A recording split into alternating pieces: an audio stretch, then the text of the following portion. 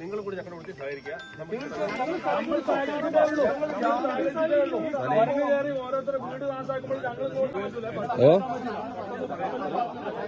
തൊഴിലാളിയല്ല, പുറത്തുള്ള ആളാണ്.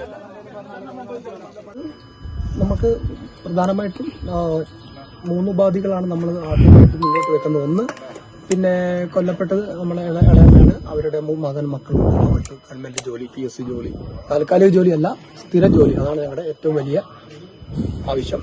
രണ്ടാമത്, നമുക്ക് നിർബന്ധമായിട്ടും പിന്നെ ഇവിടെ ഈ കടുവയെ ജീവനോടെ അല്ലാതെയോ ഇവിടുന്ന് റിമൂവ് ചെയ്ത് തരണം, നിർബന്ധമാണ്. കാരണം ഞങ്ങളെ ഇവിടെ സംബന്ധിച്ച് കാടും വനവും ഗ്രാമവും തിരിച്ചറിയാൻ പറ്റാത്ത രീതിയിലുള്ള സ്ഥലങ്ങളാണ്. അതുകൊണ്ട് പിന്നെ ഇനിയും നരഭോജിയായ കടുവയാണ്. കടുവേന്റെ സ്വഭാവം അനുസരിച്ച് ഒരു തവണ അതിന്റെ ഒരു മനുഷ്യന്റെ നേരെ അക്രമം ഉണ്ടാക്കി കഴിഞ്ഞാൽ അത് ഇനി ആവർത്തിക്കാനുള്ള എല്ലാവിധ സാധ്യതകളുമുണ്ട്. 90% 100% സാധ്യതയുണ്ട്. അതുകൊണ്ട് തന്നെ നിർബന്ധമായിട്ട് ഇനി ഏത് മാർഗത്താണേലും അതിനെ നമ്മൾ റിമൂവ് ചെയ്ത് തരണം. ഇനി കൊന്നിട്ടാണോ ഇനി അല്ലാതെ, അതൊക്കെ ഡിപ്പാർട്ട്മെന്റിന്റെ ഇഷ്ടം. ഇനി പിടിക്കുകയോ ഒക്കെ ഡിപ്പാർട്ട്മെന്റിന്റെ ഇഷ്ടം. 10-15 ദിവസം കൂട് വെച്ചിട്ട് പിന്നെ നിർത്തിപ്പോകാൻ ഞങ്ങൾ സമ്മതിക്കില്ല. അങ്ങനെയാണ് ഞങ്ങൾ പ്രക്ഷോഭമായിട്ട് പിന്നെയും വരും.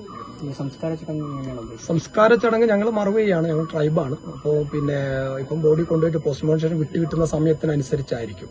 അത് ഞാനല്ല നമ്മുടെ കാരണവന്മാരാണ് ഫൈനൽ തീരുമാനങ്ങൾ എടുക്കുക. നേരത്തെ കിട്ടുവാണെങ്കിൽ നേരത്തെ നടത്തും. ഒന്നാമത് പിന്നെ നമുക്കറിയാലോ, പിന്നെ ആഹരിക്കപ്പെട്ട ബോഡിയാണ്, അതിൻ്റെതായ പ്രയാസങ്ങളുണ്ടാവും. അതുകൊണ്ട് പരമാവധി വേഗം ചെയ്യാനാണ് വിചാരിക്കുന്നത്. പക്ഷെ എല്ലാം നിയമത്തിന്റെ ഇതിലാങ്ങനെ പ്രശ്നമുള്ളതുകൊണ്ട് അതിനനുസരിച്ചായിരിക്കും. മക്കളും മറ്റും ഇവിടെ ഉണ്ടോ? ഇല്ല. പിന്നെ ഭർത്താവ് പിന്നെ ഹോസ്പിറ്റലാണ് ഉള്ളത്. പുള്ളി വല്ലാതെ ഇതായിട്ടുണ്ട്. പിന്നെ കുട്ടികളൊക്കെ വീട്ടുകളിലാണ് ഉള്ളത്. ഇപ്പം നമ്മൾ ഈ സ്ഥലത്ത് നമ്മൾ ഇവരെ കടുവ പിടിച്ച പിന്നെ സ്ഥലവും ഇവരെ വീട് നമ്മൾ ഏകദേശം 2 കിലോമീറ്റർ ഡിസ്റ്റൻസ് ഉണ്ട്. അപ്പം മൂത്ത പിന്നെ സഹോദരന്റെ വീട്ടിലേക്ക് പോകാൻ വേണ്ടി അവർ വന്നതാണ്. ആ വരുന്ന വഴിയിലാണ് ഒരു കഷ്ണം കാട്, ഒരു പീസ് കാട്ടിൽ കൂടെ കടന്നു പോകണം. ആ വഴിയിലാണ് ഈ ദാരുണ സംഭവം ഉണ്ടായിരിക്കുന്നത്. നഷ്ടപരിഹാര തുകയെ സംബന്ധിച്ച് പറയാൻ നമ്മൾ പിന്നെ ആളല്ല. അതിന് വെച്ച് കഴിഞ്ഞാൽ അവർ കുറച്ചും കൂടി നമ്മളെ ക്ലോസ് റിലേറ്റീവ്, കാരണം മകനുണ്ട്, പിന്നെ ഇളയച്ചനുണ്ട്, അവരുടെ ഭർത്താവ്, എല്ലാം കൂടി ആലോചിച്ചിട്ട് നമ്മൾ കുടുംബക്കാരനവർ അങ്ങനെയൊക്കെ നമുക്ക് അതിലൊക്കെ പറയാൻ പറ്റും. പേര് ബാബു. എന്റെ ഇളയമ്മയാണ്.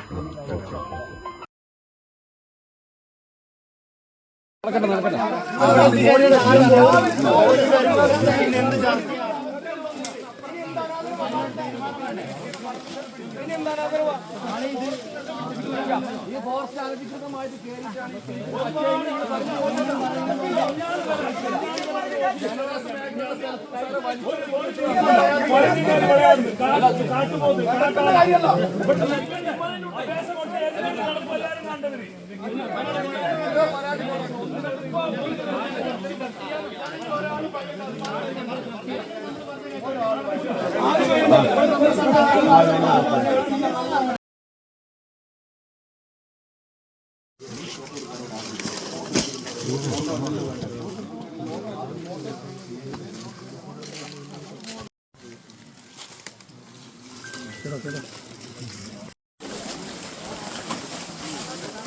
ശരിക്കും പിടിക്കേ.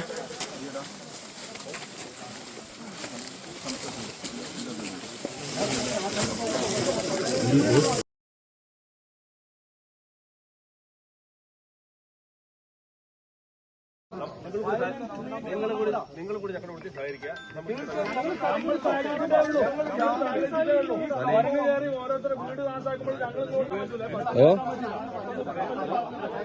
തൊഴിലാളിയല്ല, പുറത്തുള്ള ആളാണ്.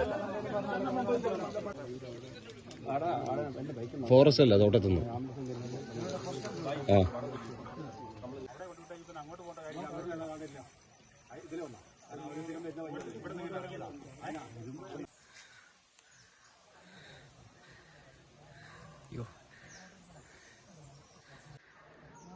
അവർ ഹോസ്പിറ്റലിലേക്ക് കൊണ്ടുപോയോ?